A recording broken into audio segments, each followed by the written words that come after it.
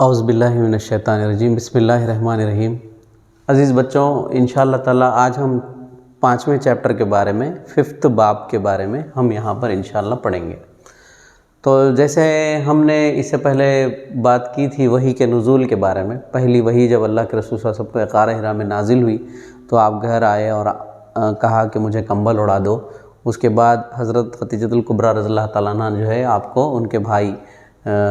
ورقہ بن نوفل کے پاس لے جاتے ہیں اور وہ پورا واقعہ آپ کے سامنے موجود ہے۔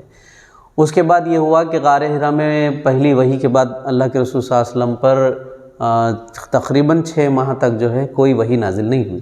اس کے بعد جب دوسری وحی نازل ہوئی وہ سورہ مدثر کی وہ آیتیں تھیں جس میں اللہ تعالیٰ نے فرمایا کہ اے اوڑھ لپیٹ کر سونے والے، اٹھ ڈرا اپنے رب کی بزرگی اور بڑائی بیان کر۔ تو وہ آیتیں جو ہے سورہ مدثر کی وہاں سے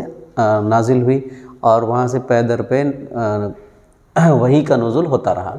اب آئیے ہم دیکھتے ہیں کہ چیپٹر نمبر 5 کے اندر جو بالخصوص جو باتیں بتائی گئی ہیں وہ 2 ادوار بتائے گئے ہیں۔ دعوت کو 2 ادوار میں تقسیم کیا گیا، ایک مکی دور کہا گیا اور ایک مدنی دور کہا گیا۔ مکی دور کے اندر اللہ کے رسول صلی اللہ علیہ وسلم کی جو زندگی تھی خاص کر کے نبوت کے بعد وہ کتنے سال تھی؟ 13 سال تھی، اور 10 سال جو ہے مدینے کے اندر اللہ کے رسول صلی اللہ علیہ وسلم کے کا وقت گزرا ہے۔ تو اس مکی دور کو ہم 4 حصوں کے اندر تقسیم کر سکتے ہیں۔ کتاب میں مولانا نے تقسیم کر کے بتایا کہ پہلا دور، دوسرا دور، تیسرا دور اور چوتھا دور، یہ 4 پیریڈز بتائے گئے ہیں۔ تو جو پہلا پیریڈ تھا وہ 3 سال کا تھا، دوسرا جو پیریڈ تھا وہ 2 سال کا تھا، تیسرا پیریڈ 5 سے 6 سال کے درمیان تھا، اور چوتھا جو دور تھا وہ 3 سال کا پیریڈ تھا۔ اس طرح سے اللہ کے رسول صلی اللہ علیہ وسلم کے جو 13 ایئرز تھے ہم اس کو اس طرح سے کیٹیگرائز کر سکتے ہیں۔ جو پہلا جو دور تھا وہ ایک دم خفیہ دعوت کا تھا، علانیہ دعوت کا حکم بھی نہیں آیا تھا، اور اللہ کے رسول صلی اللہ علیہ وسلم نے اس کو خفیہ طور پر لوگوں سے چھپا کر رکھا، فردن جو ہے دعوت پیش کی۔ دوسرا جو دور تھا وہ مخالفت کی گئی اللہ کے رسول صلی اللہ علیہ وسلم کی، آپ کا مذاق اڑایا گیا، آپ پہ الزام تراشی کی گئی۔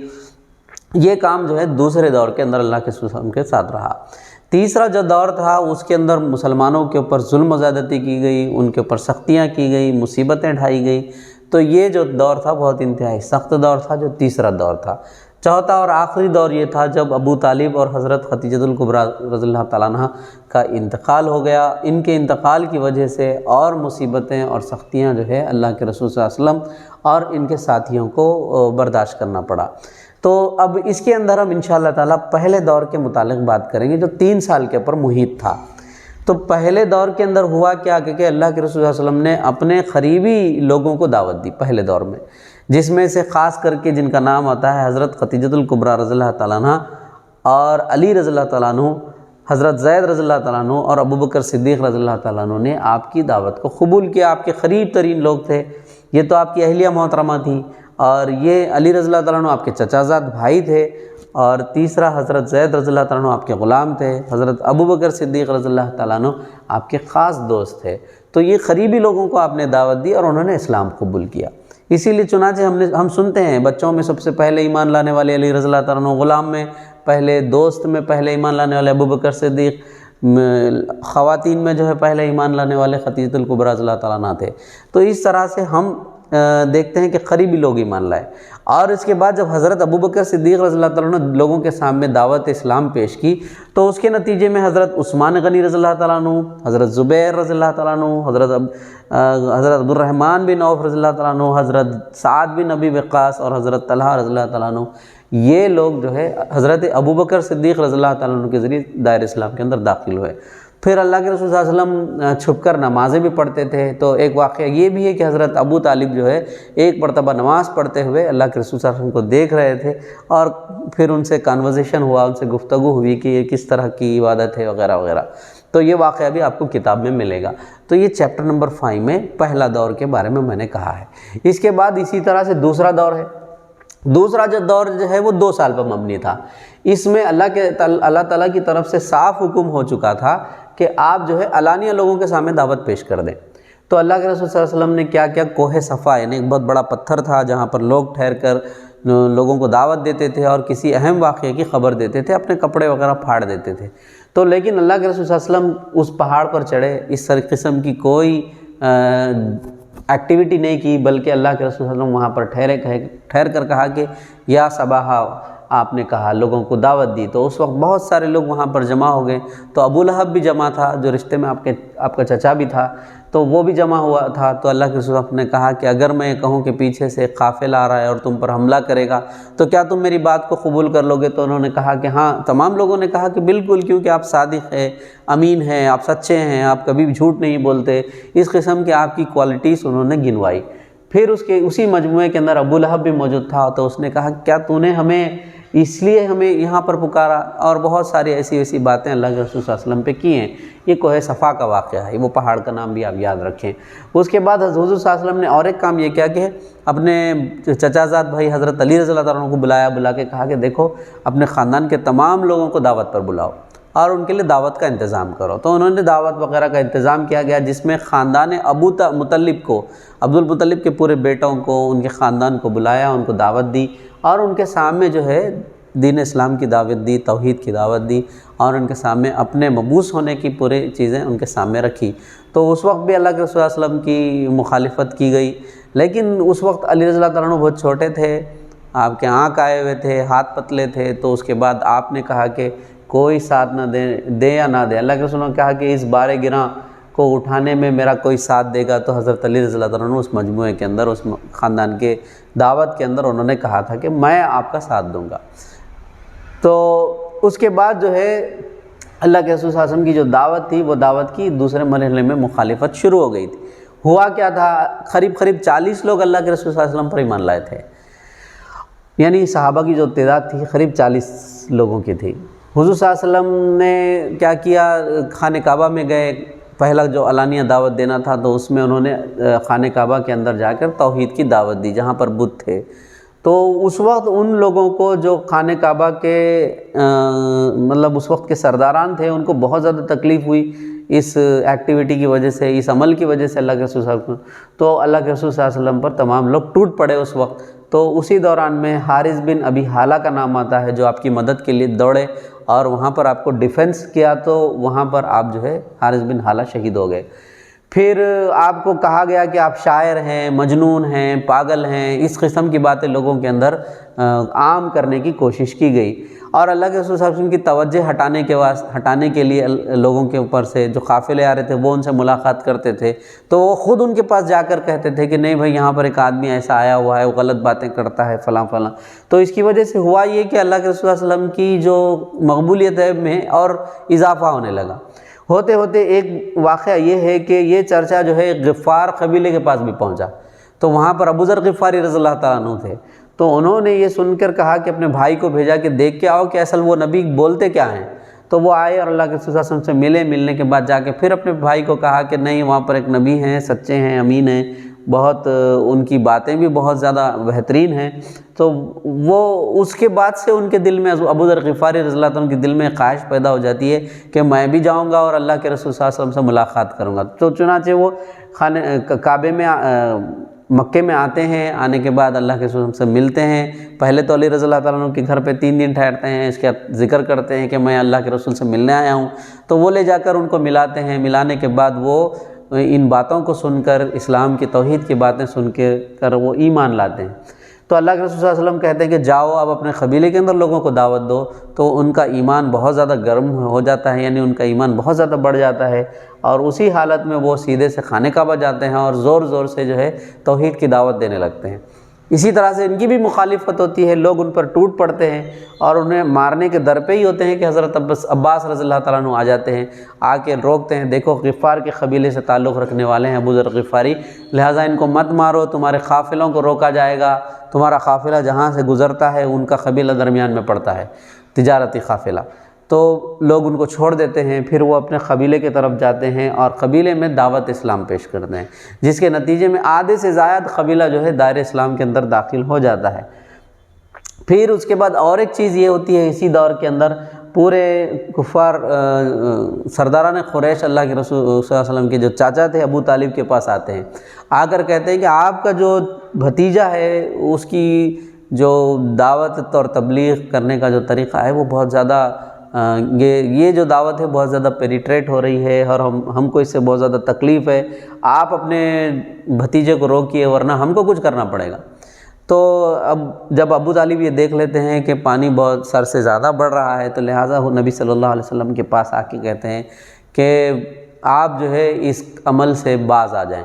تو اللہ کے رسول صلی اللہ علیہ وسلم وہ تاریخی جملہ کہتے ہیں کہ اگر یہ لوگ میرے ہاتھ میں سیدھے ہاتھ میں سورج اور بائیں ہاتھ میں میرے چاند بھی رکھ دیے تو میں اس حق کی دعوت کو پیش کرنے سے پیچھے نہیں ہٹوں گا۔ الحمدللہ ہم ابھی تک اپنے 2 ادوار کو کمپلیٹ کر چکے ہیں، 2 پیریڈز کو۔ تو اب ہم جیسے تیسرے پیریڈ کے اندر داخل ہو رہے ہیں۔ تو تیسرے پیریڈ جو 5 سال سے لے کے 6 سال کے درمیان میں رہا ہے،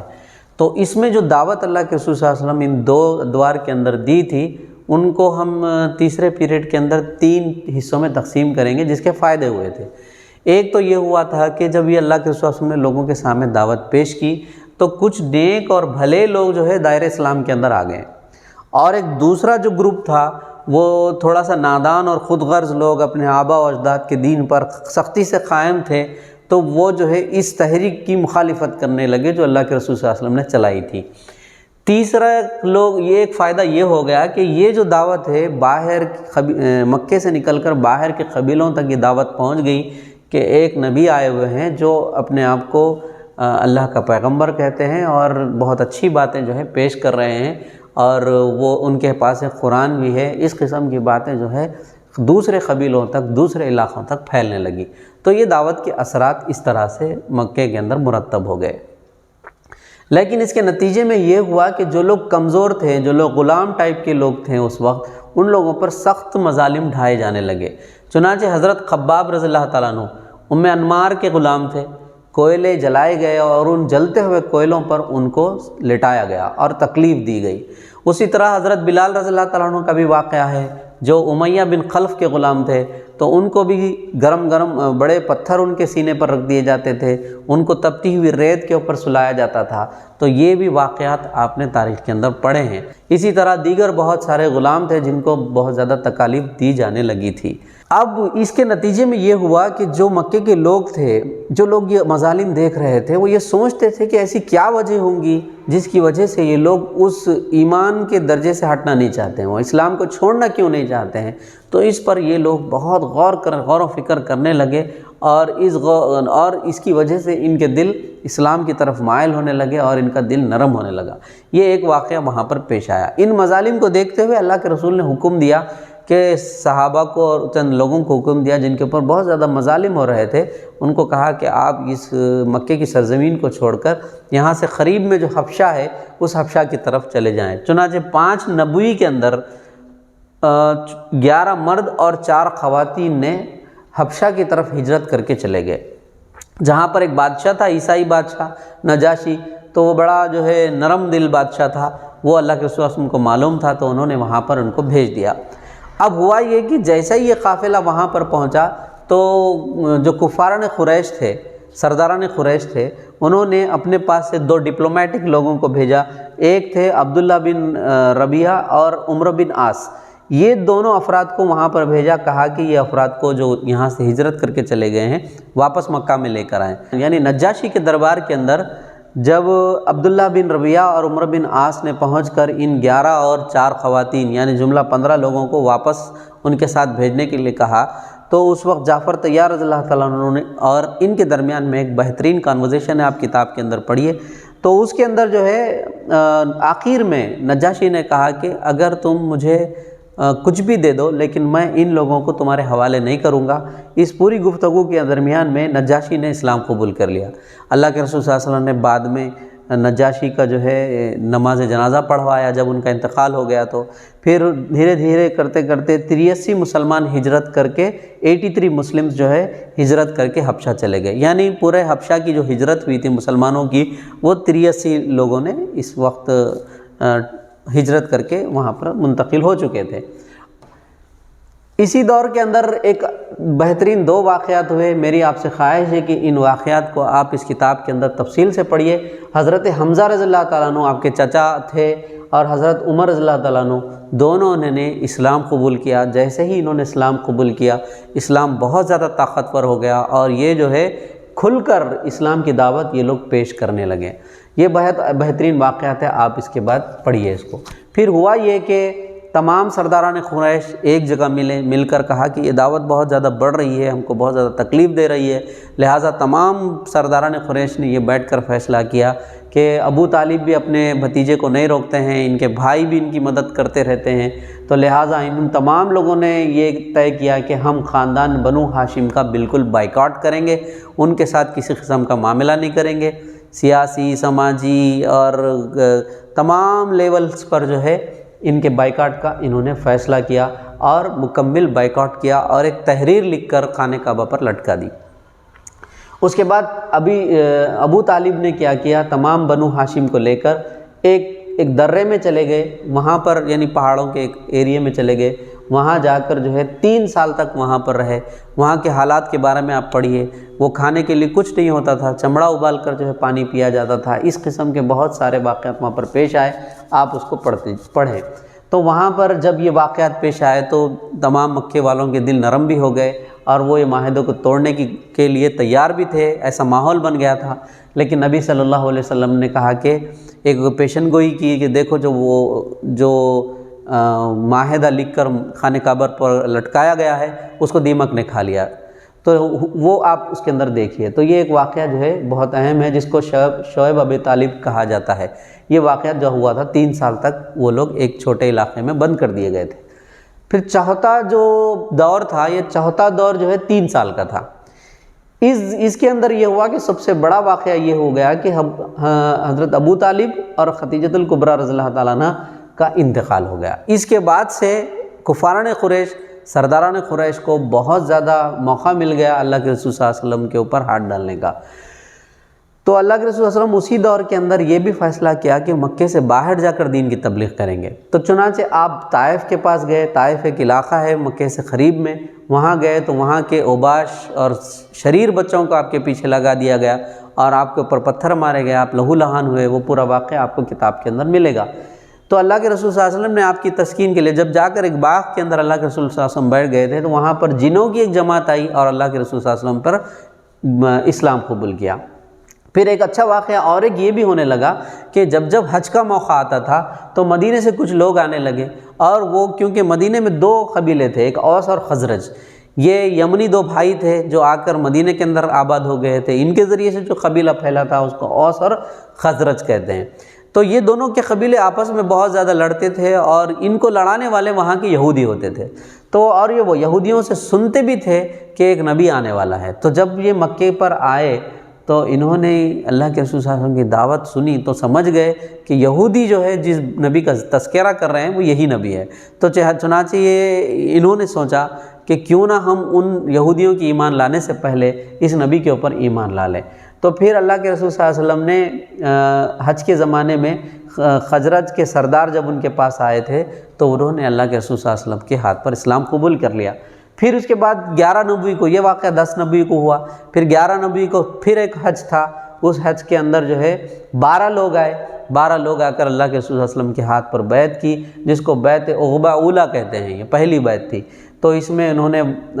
کہا کہ اللہ کے رسول صلی اللہ علیہ وسلم اس دعوت دین کو پیش کرنے کے لیے کسی ایک آدمی کو ہمارے ساتھ دے دے۔ تو اللہ کے رسول صلی اللہ علیہ وسلم نے حضرت مصعب بن عمیر رضی اللہ تعالیٰ عنہ کو آپ کے ساتھ بھیج دیا، اور وہ اتنی بہترین دعوت وہاں پر پیش کی کہ اوس کے کئی قبیلے جو ہے، اوس کے بڑے بڑے سردار اور قبیلے جو ہے حضرت مصعب بن عمیر کے ہاتھ پر اسلام قبول کرنے لگے۔ اس کے بعد بیعت عقبہ ثانیہ واقعہ ہوا، یعنی نیکسٹ ایئر حج کا موقع آیا 12 نبوی کو، تو 72 آدمی جو ہے مدینے سے مکے کو آئے، اللہ کے رسول صلی اللہ علیہ وسلم سے ہاتھ پہ بیعت کی، اور وہاں پر اللہ کے رسول صلی اللہ علیہ وسلم نے چند پوائنٹس کہے ان کے سامنے، اور وہ کہنے کے بعد ان کے سرداروں نے کہا، مدینے کے سرداروں نے کہا کہ دیکھو ہم ایسا معاہدہ نبی صلی اللہ علیہ وسلم کے ساتھ کر رہے ہیں جس کے نتیجے میں عجم اور عرب کے لوگ جو ہے ہماری مخالفت کریں گے۔ تو تمام لوگوں نے کہا کہ ہم اس کے لیے بھی تیار ہیں کہ پوری دنیا سے مقابلہ کرنے کے لیے تیار ہیں اگر یہ معاہدہ کرتے ہیں تو اللہ کے رسول صلی اللہ علیہ وسلم کے ہاتھ پر یہ لوگ ایمان لاتے ہیں، تو وعدہ کرتے ہیں، یہ جو 72 افراد آتے ہیں ایک بیعت کرتے ہیں۔ تو بیعت کے اندر یہ جو پوائنٹس ہیں میں آپ کے سامنے رکھ رہا ہوں، انہوں نے کہا کہ اللہ کے رسول صلی اللہ علیہ وسلم نے ان لوگوں سے جن باتوں کا اقرار لیا وہ یہ تھا کہ سوائے ایک خدا کے کسی کی دوسرے کی بندگی نہیں کریں گے، چوری نہیں کریں گے، زنا نہیں کریں گے، اپنی اولاد کو قتل نہیں کریں گے، کسی پر جھوٹی تہمت نہیں لگائیں گے، رسول اللہ صلی اللہ علیہ وسلم نے جن اچھی باتوں کا حکم دیا ہے اس سے منہ نہیں موڑیں گے۔ یہ وہ پوائنٹس تھے جس کو انہوں نے اقرار کیا اور مدینے کے اندر دعوت و تبلیغ کے کام کو انہوں نے جاری رکھا۔ تو عزیز بچوں، میں نے آپ کے سامنے چیپٹر 5 کافی طویل ہے اور جلدی آپ کے سامنے بہت سارے پوائنٹس کو رکھنے کی کوشش کی، صرف 1 یا 2 دن ایگزام کے لیے باقی ہیں۔ اگر آپ اس کو پڑھتے ہیں تو میکسیمم مارکس گین کر سکتے ہیں۔ تو میری خواہش ہے کہ آپ اس کتاب کو دن اور رات اگر پڑھیں گے تو جلدی سے مکمل کر سکتے ہیں۔ جزاک اللہ۔